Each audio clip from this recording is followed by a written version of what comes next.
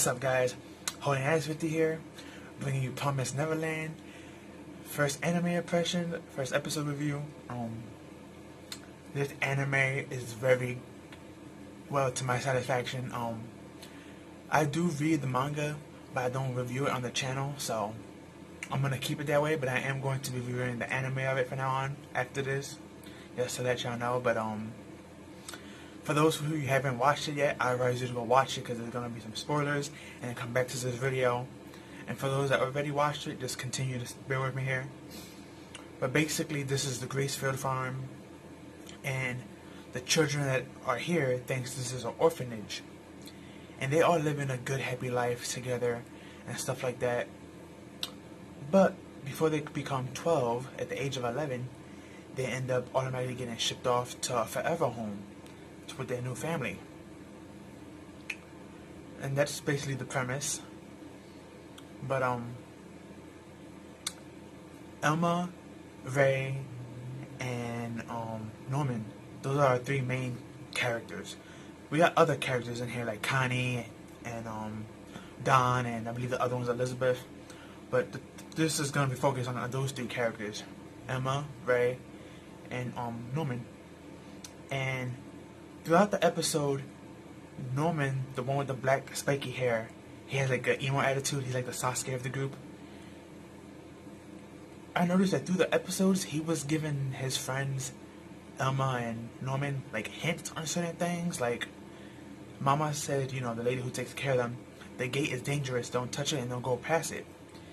And he was like, oh, you really believe that? That's a lie. You can tell you by looking, it's not a gate. I mean, that is not, you know, offensive or whatever. And they was like, you really think Mommy will lie to us? And he didn't say yes or no, but he had this mean face, and he turned and smirked. And then there was other, you know, stories like that as well. And throughout the episode, these kids are playing tag, they're having fun. You can really see the family love that they have for each other. But the 12th came, and I believe in their time it was the 12th of August, if I'm not mistaken. August or July, it was one of them. I forgot what time zone they're in, but that day someone was supposed to leave. A little girl that we made named Connie. And when she was about to leave, she started crying and said, I don't want to leave, I want to stay here with y'all. But the mother took her, you know, picked her up and her belongings and took her out, you know, dusted off her tears and took her to the place where she's supposed to take her so she can get dropped off to her forever home. Thing is, she didn't take her bunny. She took her suitcase and the little girl, but she didn't take the bunny. Emma realizes this because her, some other girl, and Norman are supposed to clean the downstairs hall before they go to bed. That's their last chore for the day. And they're like, what are we gonna do? Connie forgot her favorite doll. She's gonna feel uncomfortable without it. Then Ray comes out of nowhere with, again, another remark that's kind of weird. He comes out, I just saw Mama with Connie and the lights still on, so maybe if you hurry up and run at cat speed with them, you'll be able to, you know, catch up and give up the bunny. And Ray guides Norman and Elma there. But here's the funny thing. He talks to them about that, he guides them there, but he doesn't actually go in the gate hall where they're not supposed to go. So they go in and they should, you know, look for Connie, and they found a truck there, and there's no one in there. So Elma decides, well, I'm just going to leave this in the back, because this has to be the truck that takes the kids home. So when she goes in the back to drop off Connie's doll, the bunny, she freaks out, she drops the bunny, and she steps like 3 or 4 foot away in shock and panic, but she doesn't scream. And Norman's looking at her, and he's kind of worried. He's like, what's wrong, Emma? And she's still in shock. So we have this slow, still panel of like the outside view of how, you know, the Elma is seeing it, and we see a Norman go around and turn to the truck, and when he looks through the back and he looks at the curtain, sadly they actually show us this, we see her in like a pool of water. Look like she's dead. She is dead, but it looked like they like drawing like some of her water out of her, like the moisture in her, and she has this beautiful red rose stuck in her leg. and she's just there deadless. And he started freaking out. And then we hear two guys saying, "Hey, is anyone there?" So they panic, they take the bunny and they hide behind the truck. The two guys come out. Norman and her look at each other and decided to hide under the ring just in case of the guys decided to go around. Which luckily they did go around, but Norman and Emma under the truck. Then these two guys started to speak to each other, and while they're speaking, Norman and Emma decided to duck under the truck to look at them. Because they thought they were another adults, and the only adult they ever seen was Mama, so they wanted to see what these two people were. Unfortunately, they weren't human. They were demons. And they took her dead body and they just picked it up like nothing and threw it in a tank. A water tank. And there was like, too bad we couldn't eat like a fingernail or a piece of finger from this. And that's when the demon told the other demon, "Oh, this is the Greaseville farm. You know, these are high products materials. They're only meant for the rich ones to eat."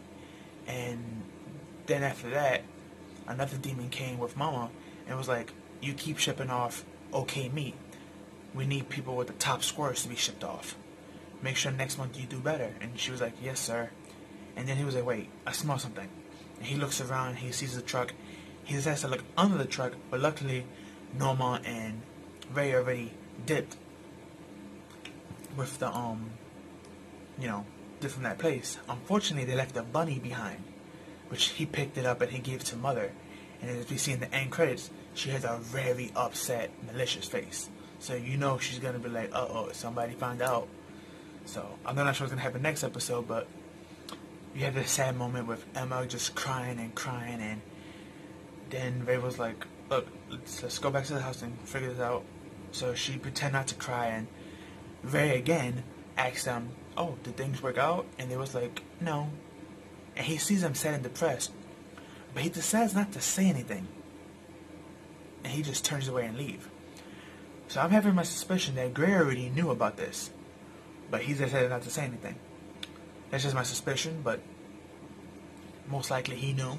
That's why he sent them off, and that's why he's always being sarcastic, and that's why he probably believes Mother's a liar. He most likely knows what's going on. How does he know? To be honest, I know because like I said earlier in the video, I'm a manga reader, but of course I'm not going to spoil that for y'all. But that was the premise of this episode, and that's everything that happened. Very good episode, very intriguing. I know for those who are watching this, you're going to be surprised, but this is actually a manga from Shonen Jump. And I'm not sure if this person, who everyone should know, I'm not sure if he's the only one or the first one that said this, so don't quote me. But for another word once said that this is called Baby Death Note. That was the nickname he gave it. Now I'm not sure if he's the only one or the first one, so don't quote me, but yeah, and he's technically right. This is kind of a Baby Death Note series. And you'll probably understand that reference when you get more into it, but yeah, anime reviewers, please tell me down below what you liked it and what you thought about this episode. Manga reviewers, without giving out spoilers, tell me your thoughts on this first episode. I know I loved it, and I'm a manga fan of it. I don't review it on the channel again, but I am reviewing the anime at least, so now that that's out. But yeah, that's all I have for this episode, guys. Please like, comment, share, subscribe. Follow me on Twitter, the link will be down below. And make sure you hit the notification bell so you can get notified. Share with your family and friends, and I'll catch you on the next one. Peace.